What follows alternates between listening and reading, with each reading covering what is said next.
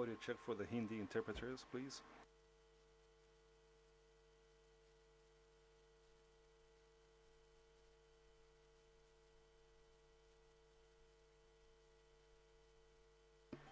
Yes, both of you, thank you.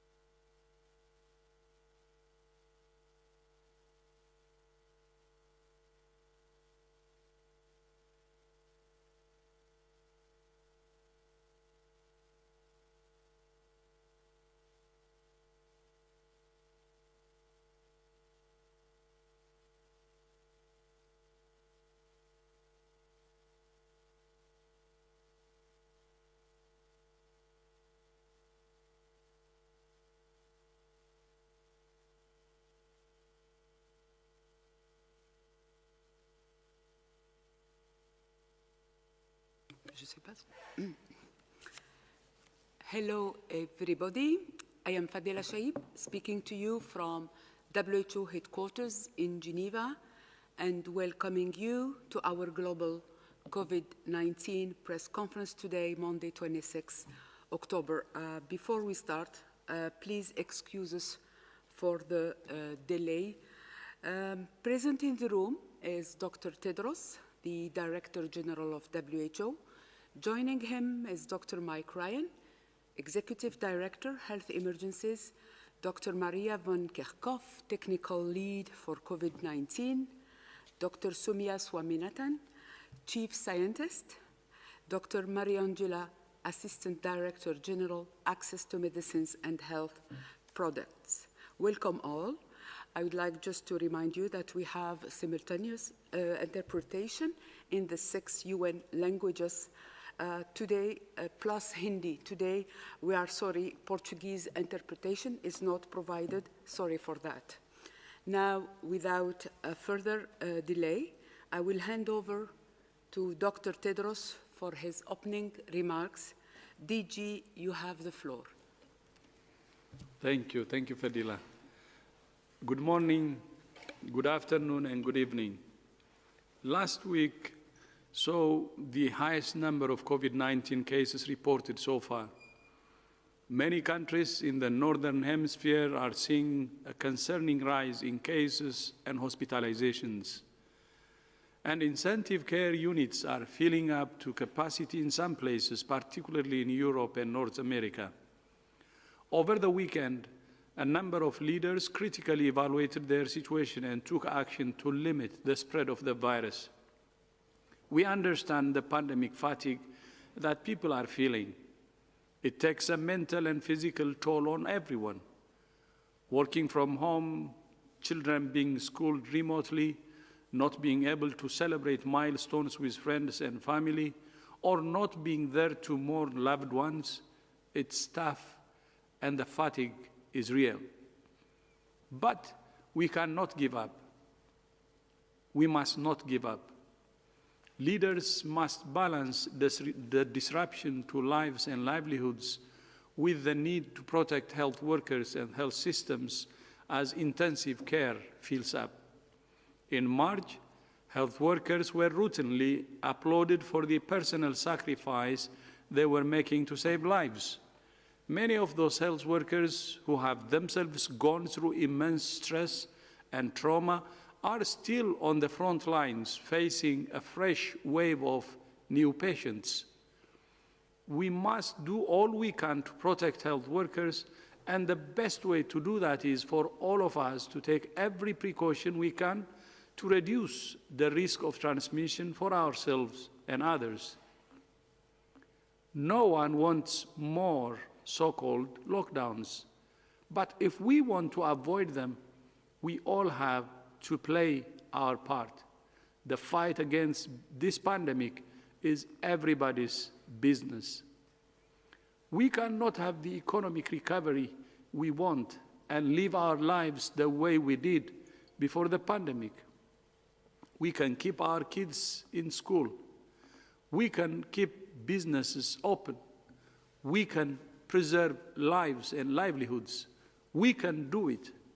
But we must all make trade-offs, compromise, and sacrifices. For individuals, families, and communities, that means staying at home, especially if you have been exposed to a case. Furthermore, you continue to maintain physical distance, wearing a mask, cleaning your hands regularly, coughing away from others, avoiding crowds, or meeting friends and family outside. For governments, it means doing the same things we have been calling for since day one. Know your epidemic. Break the chains of transmission. Test extensively. Isolate and care for cases. And trace and provide supported quarantine for all contacts. With these measures, you can catch up to this virus. You can get ahead of this virus, and you can stay ahead of this virus. We say this because we have seen in many places around the world get ahead and stay ahead of the virus. There aren't magic solutions to this outbreak. Just hard work from leaders at all levels of societies, health workers, contact tracers, and individuals. And then, once you have the upper hand, it's important to strengthen health systems, the health workforce, and contact tracing systems so that the virus doesn't take hold again. Science continues to tell us the truth about this virus, how to contain it, suppress it, and stop it from returning, and how to save lives among those it reaches. Many countries and cities have followed the science, suppressed the virus, and minimized deaths. From Dakar to Melbourne, Milan to Islamabad, New York to Beijing. When leaders act quickly and deliberately, the virus can be suppressed. For leaders, as my colleague, Dr. Mike Ryan, said back in March, the most important thing to do is move fast, have no regrets. But where there has been political division at the national level, where there has been blatant disrespect for science and health professionals, confusion has spread, and cases and deaths have mounted. This is why I have said repeatedly, stop the politicization of COVID-19. A pandemic is not a political football. Wishful thinking or deliberate diversion will not prevent transmissions or save lives. What will save lives is science, solutions, and solidarity. That's why we say solidarity, solidarity, solidarity. Finally, last week, WHO conducted its first global e-learning courses on health and migration, addressing a critical and often neglected topic of global health. The course included being directly connected live with health and migration projects on the ground so that they could receive direct feedback from those in the field. There were people attending from 122 different countries worldwide, and I would like to take this opportunity to congratulate all individuals, all involved in this course. All of public health suffers when any community is excluded. It's vital that all countries include refugees and migrants in their national policies as part of their commitment to universal health coverage. I hope the knowledge gained through this course will act as a catalyst for health policies that include migrants and refugee communities. Health for all means all. I thank you. Thank you, Dr. Tedros. We will now open the floor to questions from members of the media. I remind you that you need to raise your hand, use the raise your hand function in order to get in the queue to ask your question. And please don't forget to unmute yourself. Let's start with Naomi Kresch from Bloomberg News. Naomi, can you hear me? Yes, I can. Can you hear me? Yeah, very well. Go ahead, please. Great. Thank you for taking my question. I was just wondering, given the current rate of spread of the virus in Europe, whether you think it will be possible at this point to stop this wave of the virus without another lockdown. Thank you, Naomi. Sorry, I'll begin and then perhaps Mike will add. I'm sure he will. Yes, I mean, I think there are many. First of all, the virus is spreading differently in different parts of the world. Even across Europe, the virus is not uniformly spreading. there are hotspots of activity in terms of virus transmission, where we are seeing increases in case numbers, mainly in many parts of the world, because we have better surveillance to be able to detect. The worry that we have right now are increases in hospitalizations and increases in ICU rates. And in many cities, we're seeing beds filling up too quickly. And we're seeing many projections of saying that the ICU beds will reach capacity in the coming days and the coming weeks. But there are many things that countries can do to be able to bring this under control.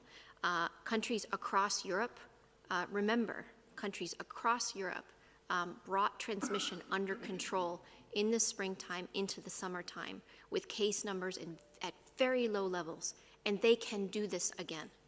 I want to repeat that they can do this again, and they will do this again. How it is done is what is important right now. There are many countries that right now are taking a very critical look at the situation currently in their countries. They're looking at where transmission is occurring and looking at where it is most intense to see what interventions need to be put in place in those specific locations. We are still hopeful that countries will not need to go into these so-called national lockdowns. What they will be able to do is use the tools that they have in hand with ample testing, with finding suspect cases, individuals who are sick to stay home. If you have been exposed to a case, you stay home. Where we have good clinical care for individuals so that they can seek the medical care and receive the medical care that they need. We need everyone to contribute. We can avoid national lockdowns. We can avoid massive restrictive movements if everyone plays their part. This does mean, as the Director General has said, as we have said, it means individual sacrifices.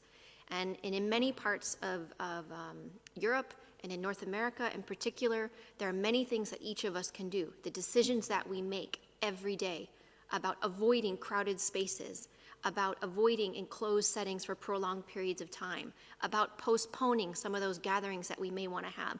And it's sacrifices that we all have to make. But these are the tough decisions that each of us can make in the fortunate situations that many of us live in to be able to contribute to reducing our exposure and reducing the chances of us getting infected. And by taking these measures, our schools can stay open. And we need to do everything that we can to keep our schools open, especially for the youngest kids across the world, because of the benefits that we have for young children. So there are ways that we can apply the measures at hand: isolation of cases, identification and isolation of cases, and really critically, identification, support for quarantine for contacts.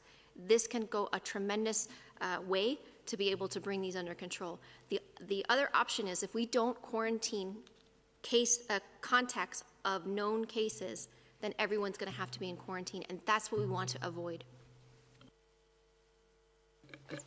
Thank you. Dr. Ryan would like to supplement? No, I think Maria covered it, but again, just to say that in the last week, 46% of all the global cases in the world were from what our European region is. Not that obviously extends from Vladivostok to Reykjavik, so it's a larger conceptual footprint than the European Union, and about nearly 1/3 of global death. So there's no question that the European region is an epicenter for disease right now, and as Maria said, though, that's not consistent across the whole. The DG said something very important, I think. He said we need to get ahead of this virus, and then we need to stay ahead of this virus.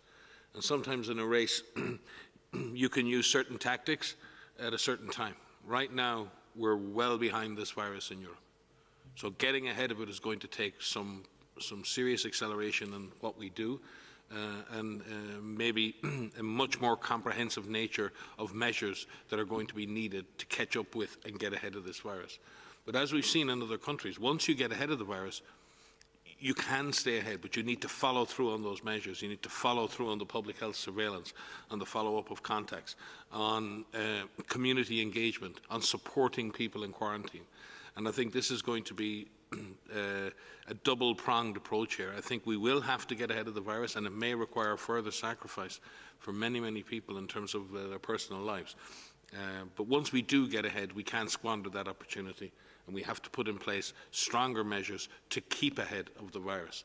Some countries have done that around the world. They've managed to stay ahead of the virus, keep their numbers low.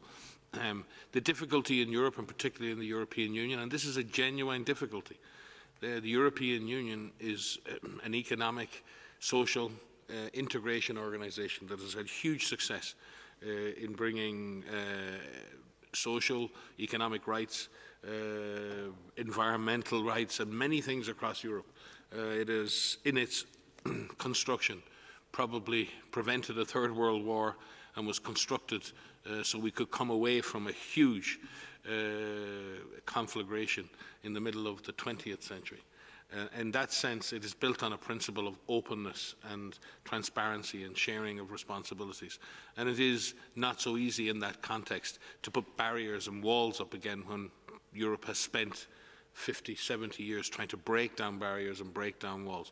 So it is not an easy thing to build a coherent response across so many countries with such different approaches, with so many land borders. So I think we have to look at that very seriously in the context of the European Union and the context of the region as a whole. There's a lot of free movement, and therefore, on those principles, it may require shutting down and restricting movement and having stay-at-home orders in order to take the heat out of this phase of the pandemic.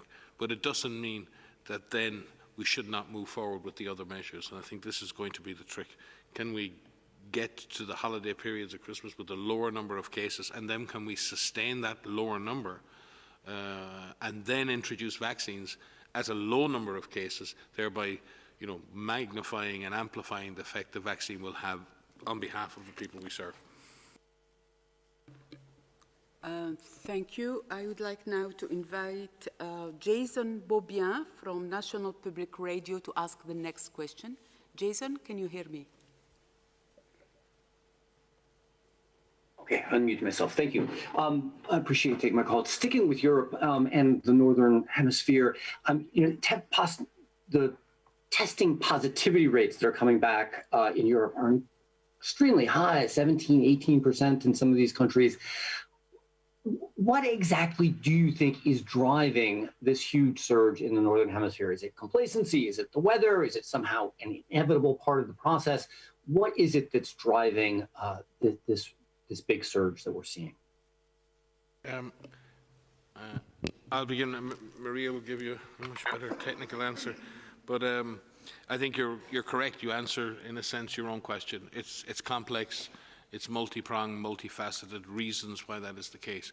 But let me first say that we have got better at detecting this virus. And you will see that in March and April, when this virus wasn't fully understood, the majority of people that were being tested were sick people showing up at hospitals. We've become better. Testing has become more widespread. The age distribution of those tested and those positive has broadened out. So in the sense, as the numbers have increased, it doesn't necessarily mean that the overall size of the epidemic is growing at the same exponential rate. But what is concerning is that within that, we're seeing the disease leak now more into older and more vulnerable age groups. We're seeing more people in nursing homes become exposed. So that generalized increase in transmission across the age groups now is resulting in increasing hospitalizations. We're seeing a slight, or more than a slight, a progressive uptick in the number of deaths. The difficulty is predicting, will that trajectory continue in an upward cycle? We've got better, and particularly in many European countries, we've got much better at clinical pathways, early diagnosis, getting vulnerable patients into very intensive clinical care streams early.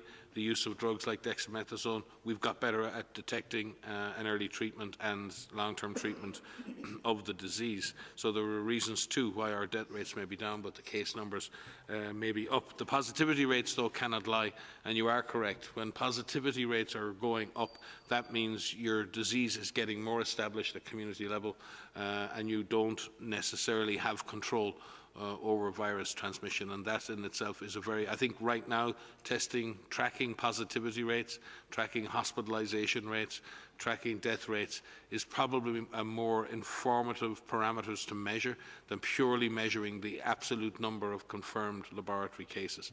And I think we've been doing that for quite a while. Maria? Yeah, thanks. No, fully agree. But I do think what we need to do when we look at the percent positivity rate, and percent positivity of 17, 18%, even higher, is quite high. We need to look at that at the subnational level. Where is it the most intense? There's a number of reasons, as you pointed out, as Mike has pointed out, for this. There is a shift in the age and the average age of cases now than it was in the springtime, and that is because we are testing more, our surveillance has improved, our testing capacity has improved, we are picking people up on the more mild end of the spectrum, which is typical in an outbreak in a pandemic as something, as the months pass on, because in the beginning you always focus on the severe cases, those that show up to healthcare. But I think what we're seeing in the fall, and we need much more analysis on this to be able to determine what is happening in Europe. But there is travel that has happened. There are outbreaks that have happened in universities. So these are much younger individuals where there has been some transmission in some universities. And I'm not saying any of this to blame any one particular group. I want to be perfectly clear on that. But there have been some transmission in social gatherings. We've seen bars, we've seen restaurants. Those tend to be younger people than older people. But if you have a lot of transmission that's happening in younger people, eventually that reaches older individuals, and it reaches people who are vulnerable. And so the big worry, and what we are starting to see now, is a creeping up of the average age, because people who are younger, have family members who are older, or live with parents, or visit grandparents, and visit people with underlying conditions, and that will force the mortality and the hospitalization and the ICU to creep up. We do see some outbreaks in nursing homes, and again, we've known that if the virus can enter a nursing home or a long-term living facility, it can have some devastating effects. So there's a lot that is driving this. But again, it's important, if we look at that percent positivity, which is a good indicator, to look at where is the percent positive the highest. If that is a national indicator, what does it look like in cities? What does it look like at the provincial or state level, so that we could really break down the problem? It's easy for me to say here, break down the problem, but without doing that, just looking at something at a national level, it doesn't really give us the granularity of detail that we need to be able to tackle it. Again, we will say that many countries in Europe brought these outbreaks under control, brought transmission down to a very low level, and they can do this again. They need to apply the tools that they have to be able to turn the corner and to get ahead, stay ahead, as we've seen in a number of countries. Thank you. I would like now to invite Nina Larsson from Agence France Presse. Nina, can you hear me? Yes, hello. Can you hear me? Yes, very well. Go ahead, Nina. Okay. Thank you very much for taking my question. I want to ask, U.S. President Trump's chief of staff, Mark Meadows, indicated yesterday that the administration's focus had moved to mitigation, basically, instead of trying to control the pandemic. So basically letting it run its course while waiting for a vaccine. I was wondering if the situation in the U.S. is so bad that could make sense in any scenario, or if this is a dangerous message. Thank you very much. Thank you. Well, first and foremost, this isn't about competing strategies. In every epidemic, you need to do everything possible to protect those most vulnerable from being exposed. And right now we have older persons, we have vulnerable people who we need to do everything possible to reduce their exposure, and ultimately, if they do become sick, to ensure that the health system can take the best care of them. So there's absolutely no contradiction in that being a primary objective, and has been a primary objective of WHO's comprehensive strategy since the very beginning of this epidemic and pandemic. The difficulty arises in trying to actually achieve that goal, Because if in achieving that goal, if that is your goal to say, let's protect those individuals who are most vulnerable, if you can identify all of those individuals and those individuals are all in nursing homes, then you have a possibility of doing that. But the vast majority of vulnerable people live amongst us in multi-generational households. The old, the young, the vulnerable, people on chemotherapy, people with underlying conditions, people with diabetes and hypertension, their mums, their dads, their brothers, their sisters, their sons, their daughters. So the best way to protect those individuals is to do as much as possible to reduce the transmission of this disease at community level. And in doing that, we will provide protection for the vulnerable. And in that sense, we should not give up on trying to suppress transmission and control transmission. It is difficult. It is difficult in the US. It is difficult in Europe. It is difficult in many countries that have high levels of community transmission to do that. But if every individual did everything today to reduce their exposure to this virus and reduce the chance that they may expose others to this virus, and if every individual did that through physical distancing, through wearing masks, through ensuring they avoid crowded spaces, through hand hygiene, and they were supported in doing that. And if every person who was a contact or knows themselves to be a contact of a case was to quarantine themselves and be supported in that by government, then we would have significant success, as has been demonstrated in many countries, in containing this virus. And it would not require stringent lockdowns over long periods of time. It might require some geographically targeted measures. Our problem is, and our challenge is, that not everybody is doing that, and not everybody has the knowledge to do that. Not everyone accepts that that's what needs to be done because they don't believe in this disease. They don't believe that we have a pandemic on our hands. How can you convince someone to do something if they don't actually believe that there's a problem? It's truly impossible to think about this. So I do think we need to convince people, we need to persuade people, and persuasion is not about forcing. Persuasion is a discussion. Persuasion is a dialogue. Persuasion involves the exchange of resources between people, and governments need to look for and persuade people to do the right thing, but they need to support people in doing that. So when we say contacts should be quarantined, they need to be supported in quarantine. They need to have food, they need to have access to connectivity, they need to be supported, they need contact with their families. And the lockdowns and all of these huge measures are in effect a replacement for what is a comprehensive approach to containing, controlling this virus and mitigating its impacts. Mitigation is a very important thing. But to give entirely up on control on a principle that you have all of the capacity to mitigate, there were many places in the US and elsewhere that had a lot of trouble back in March and April using mitigation when our emergency rooms were overwhelmed and we were rolling freezer trucks up to the back of hospitals. That's the reality of mitigating a disease in the face of a tsunami of cases. You run out of capacity to cope, and that is the fear right now. I hope we don't run out of that capacity. And what governments are trying to do now is to move quickly to ensure we don't run out of capacity by trying to suppress the flames of this pandemic. And that is a responsibility on all governments, no matter where they are. So I hope that the measures that everyone needs to take are understood and that we can have this balanced approach. But I would agree with the Chief of Staff. Protecting our most vulnerable is a very honourable objective. But the means by which we do that requires us to come together as a society to do that by breaking chains of transmission. And the only way we will do that is in a proper social contract with our communities to support them in doing that and putting in place the necessary measures to make that happen.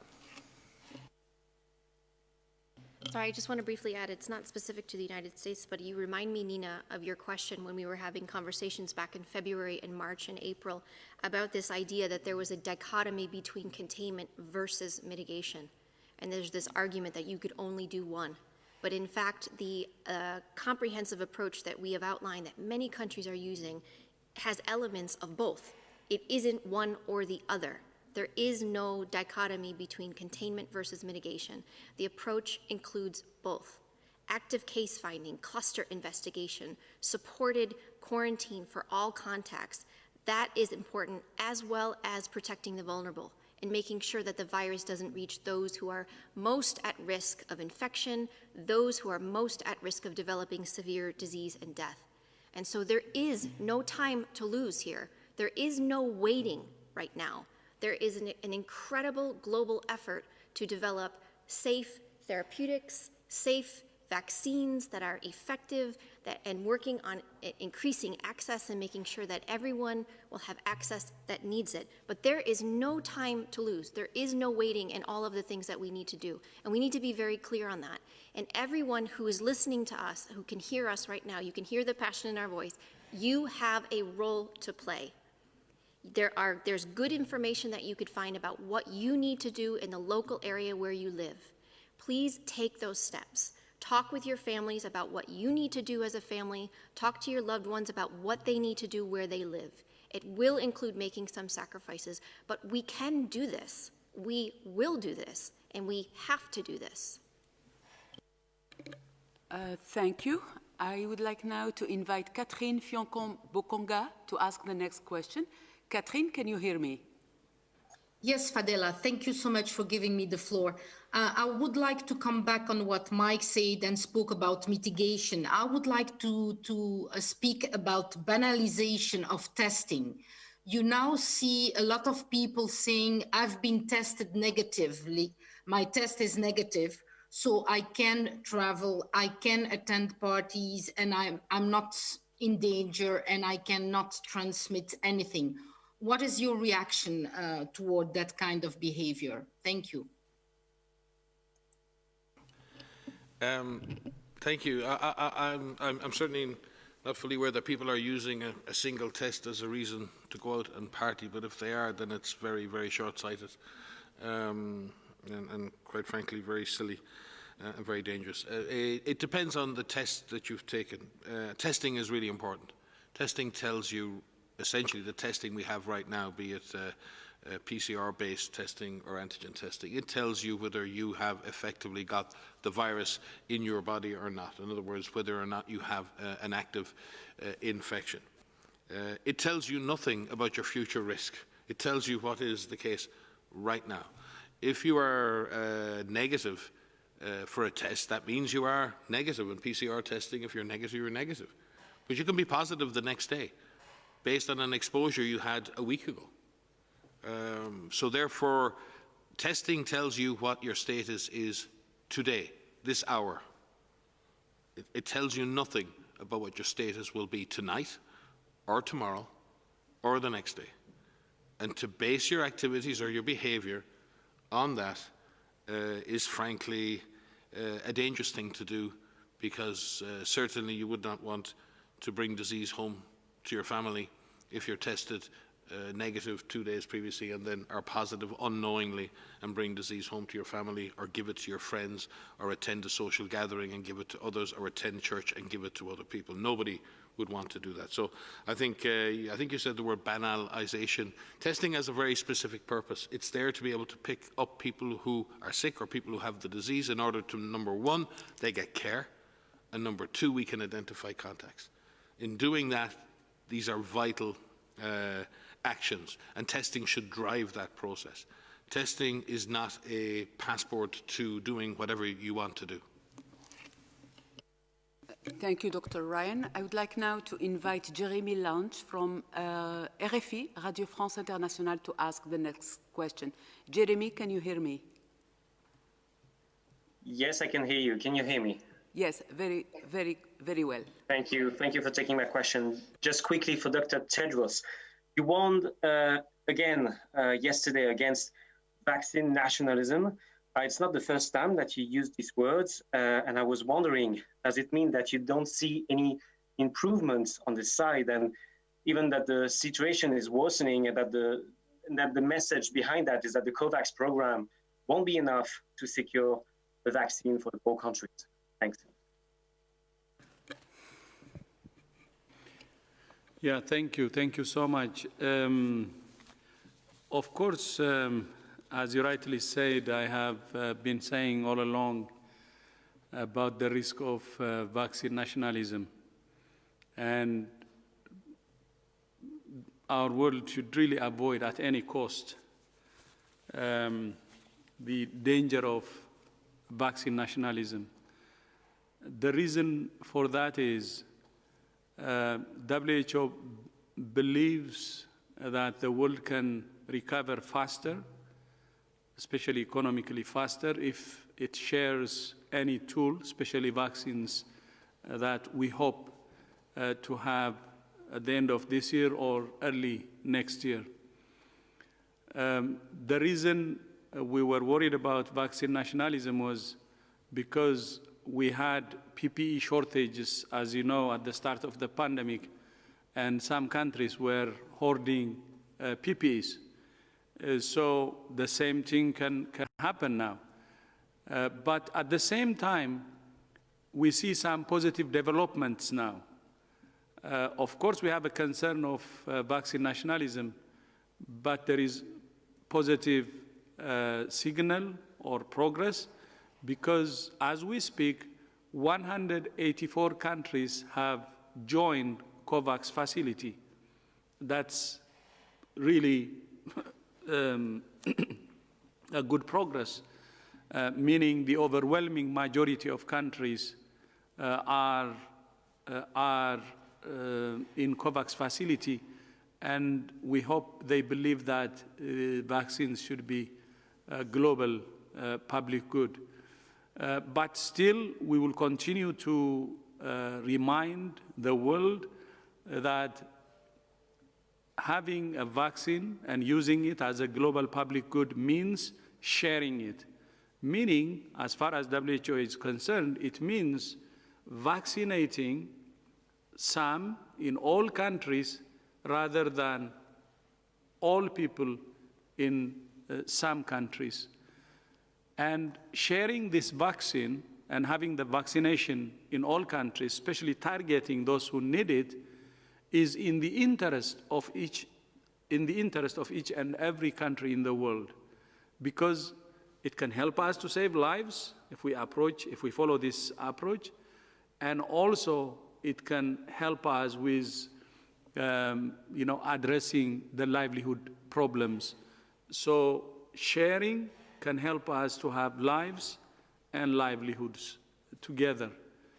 And it's in the best, as I said earlier, in the best interest of every country. But as you know, this is not easy. Each and every political leader of any country would be worried about their own constituency. And it will need a very strong leadership convincing their constituency, saying, when we share, we can have better value, meaning we can have both lives saved and livelihoods. So open and honest dialogue of each and every political leader with their respective constituency or citizens will be very important, saying it's to the advantage of any citizen in any country to share the vaccine. So we still have a concern on vaccine nationalism, although there is a significant progress. 184 countries have already joined, but we need to continue to remind ourselves that the political commitment should be real, and the sharing could help us to address both lives and livelihoods. Thank you. Thank you, Dr. Tedros. I would like now to invite Izmir from Bosnia, Izmir NT1, to ask the next question. Can you hear me? Izmir? Yes, I can hear you. Can you hear me? Yes, very well. Go ahead, please. My question is regarding elections, because now we are going to have elections in the United States, and also in 15 days we are going to have local elections here in Bosnia and Herzegovina.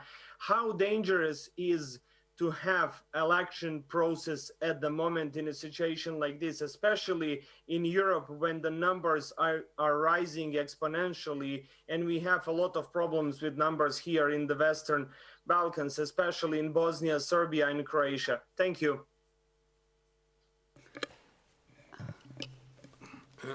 Hi. Elections are obviously hugely important processes within national democracies and should be preserved as processes to the extent possible.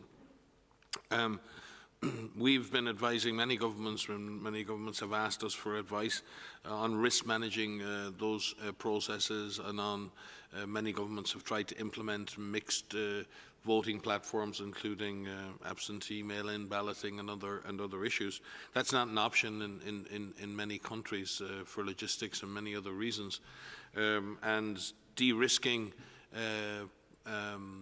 the process of voting during an election has become an important aspect of our advice to countries.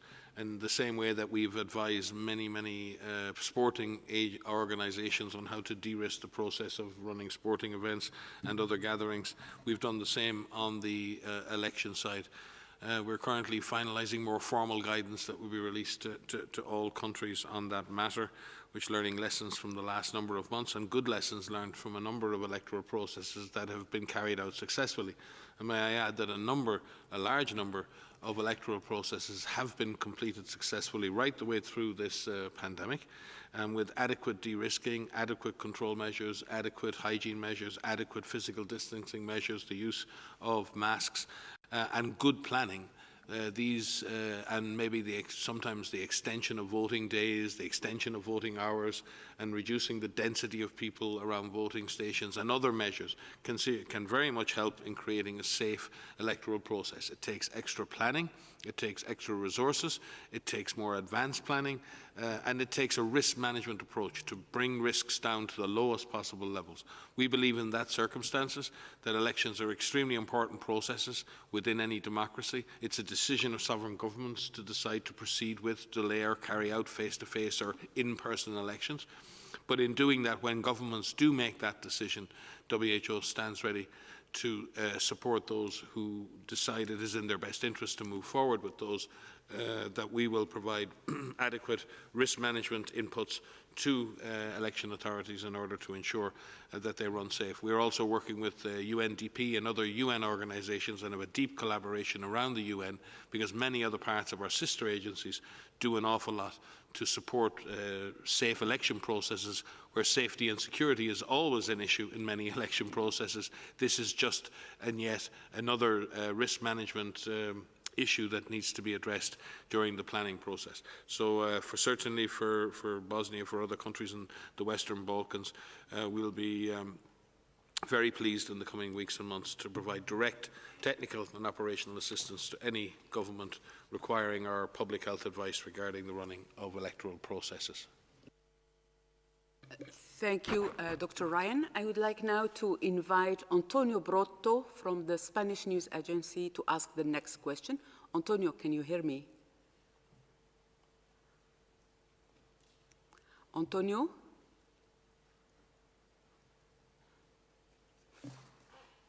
Antonio, can you unmute yourself?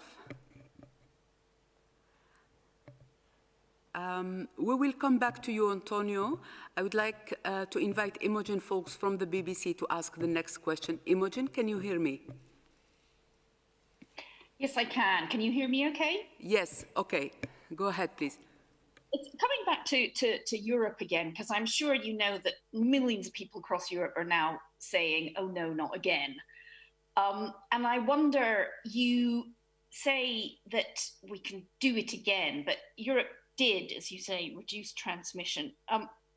Is there a point, at some point in the last few weeks or months, that Europe went wrong? Can you pinpoint that so that maybe we don't make the same mistake again?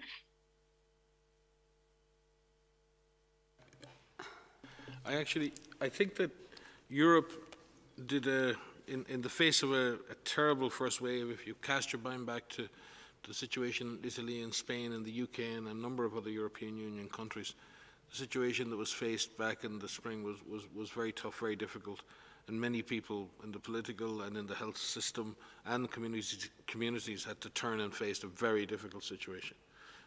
And for that, they deserve huge credit. There was courage and bravery on all sides and across many, many countries. I think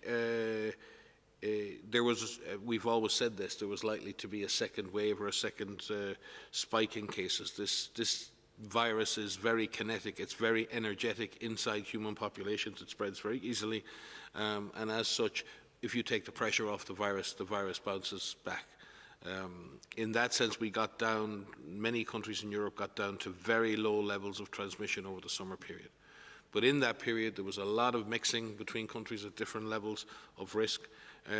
I would suggest that, unlike maybe in East Asian countries, the question was whether you follow through, whether you run through the finish line and ensure that you continue to build the public health service, continue to train and hire contact tracers, continue to expand your testing and tracing, continue to build community engagement and community buy-in to the processes in the knowledge that this would come back.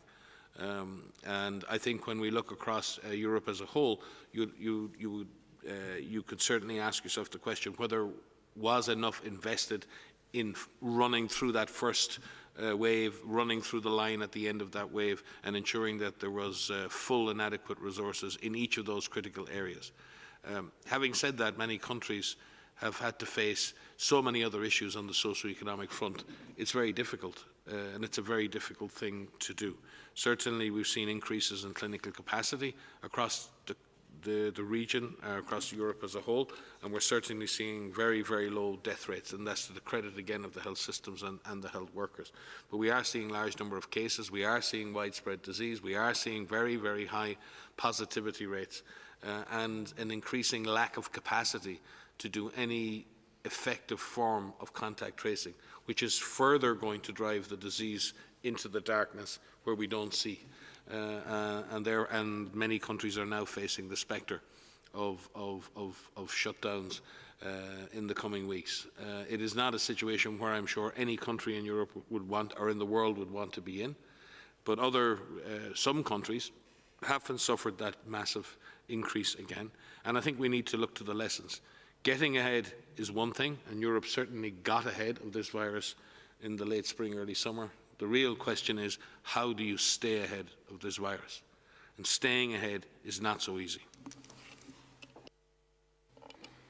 Thank you. I just would like to add, myself, Mike, and Bernard had actually a very good discussion with Her Excellency, the Chancellor of Germany, Her Excellency Chancellor Merkel. And one thing which will be very important for Europe, which we have discussed with the Chancellor, is to have a joint move, because the borders are very porous, and even when country does its best, and there could be cross-border, exports and imports.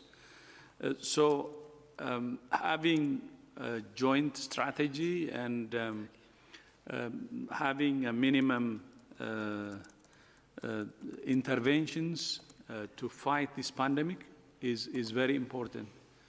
And we really appreciated the Chancellor's leadership actually on this, and that could actually help.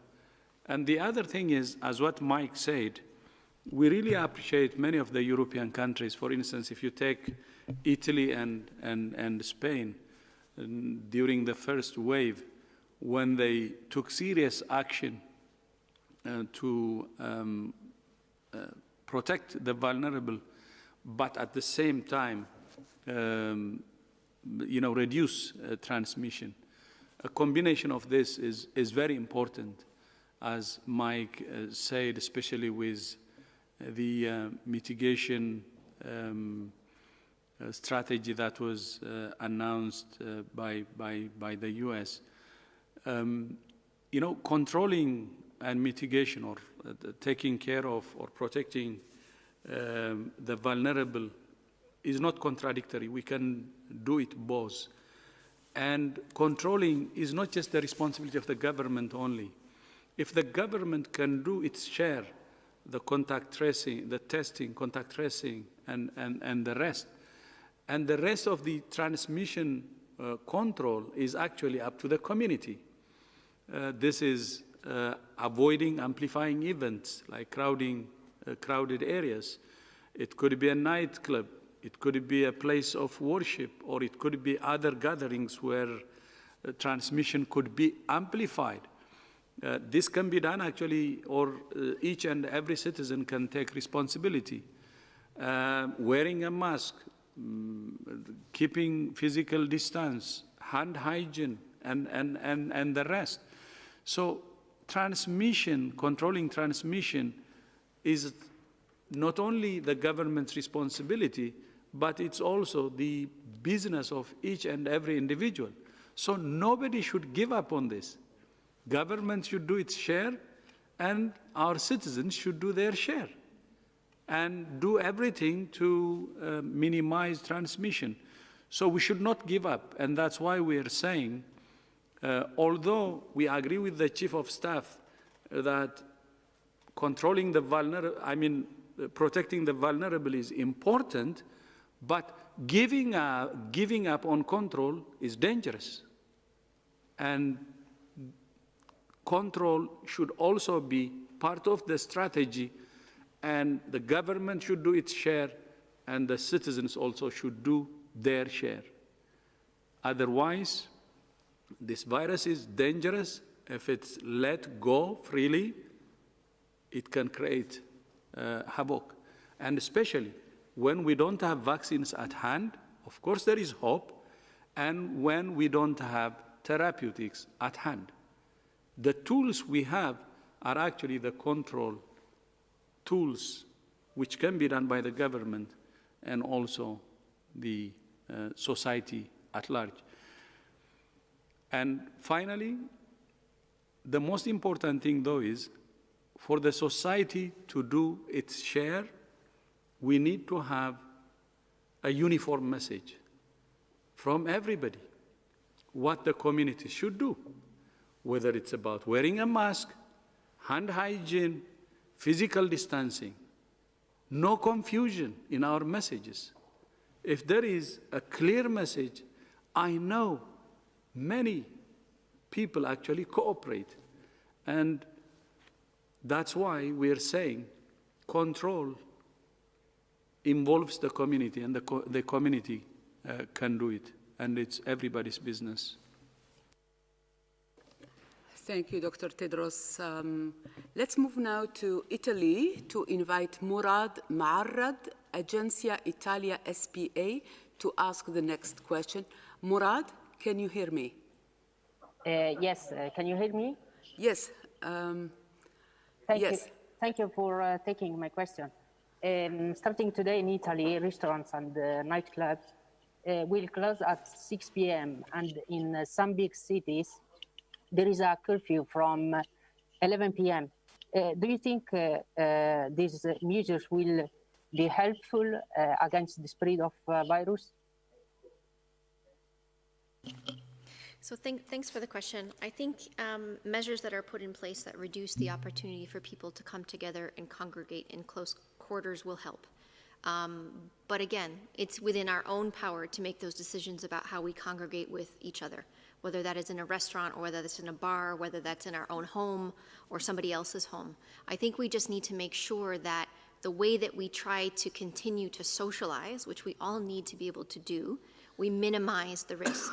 So whether that has to do with very small gatherings or whether that has to do with larger gatherings, and many parts of many countries, they're reducing the number of, the size of some of those gatherings, you need to take that risk-based approach. So do what you can, where you can, to minimize your opportunities to congregate with others, especially if you're in enclosed settings, especially if you're in situations where there's poor ventilation. Reduce those opportunities, the 3 C's that we talk about. Reduce those opportunities, because those are the types of settings in which the virus can spread. Thank you. I would like to do a second attempt to reach Antonio Brotto from EFE. Antonio, can you hear me?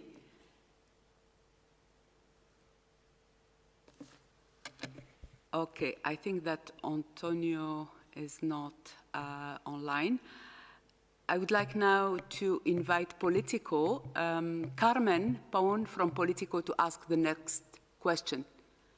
Carmen, can you hear me? No. No. Carmen, can you hear me?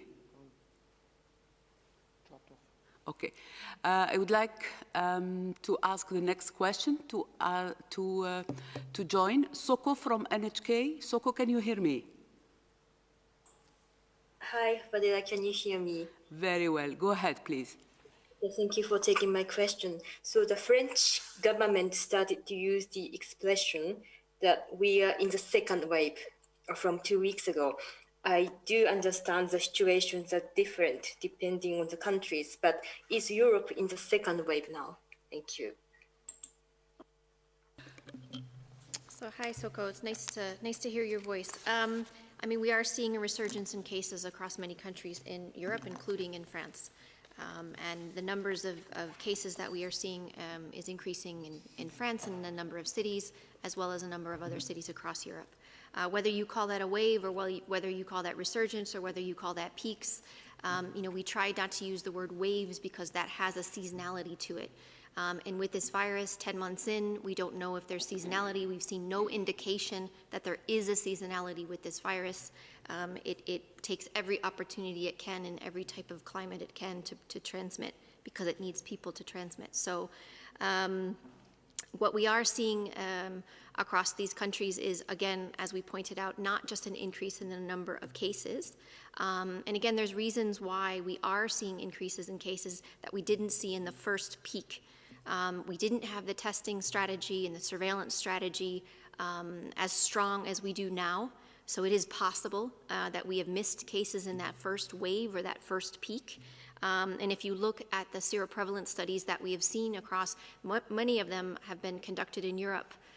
There's a suggestion that for every one case that was detected, we miss between 10 and 12 unrecognized cases because of the way surveillance systems are in place. And so the seroprevalence tells us that by far the majority of those results show less than 10% of the population shows evidence of seroprevalence, that is evidence of past infection. And that means some of those individuals were missed from the current surveillance system. So that's why I think we're seeing some differences there. Thank you, Dr. Van Kerkhoff. I would like to invite Gabriela Sotomayor to ask the next question. Gabriela, can you hear me? Yes. Hola, ¿qué tal, Fadela? Thank you for taking my question. Coming back to Europe, I mean, we are seeing these record numbers. And is it possible that the virus has mutated? Because after the first wave, I mean, especially returning from the summer, people are more informed here in Europe. There's a lot of people that take care. They are responsible population. They wash their hands. They use the mask. They work from home. So is that a possibility? Thank you. Maria will come back in with some information on how we're tracking the virus's genetic divergence and evolution. But I do think that from the perspective of from any continent, there's no evidence right now that the virus has become more transmissible or more deadly. I think what's happened in this particular case is, number one, we're detecting more cases as an element of that, and that age distribution indicates that. We're also